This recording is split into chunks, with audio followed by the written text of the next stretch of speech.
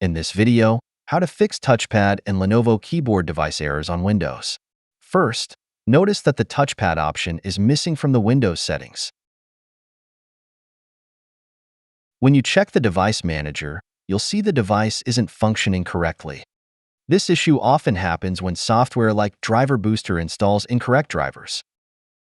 To fix it, right-click the Windows Start icon and open Device Manager. Locate your keyboard device, right-click it, and choose Update Driver. Select Browse My Computer for drivers. Then choose Let me pick from a list of available drivers on my computer. From the list, select the HID I2C driver. Once done, you'll see the warning icon is gone. The touchpad is now working, and the touchpad option has returned to Windows settings.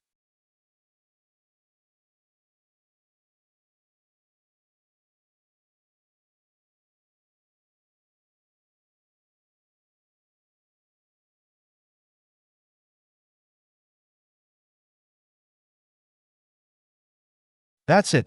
Thanks for watching. Don't forget to like and subscribe, and see you in next videos.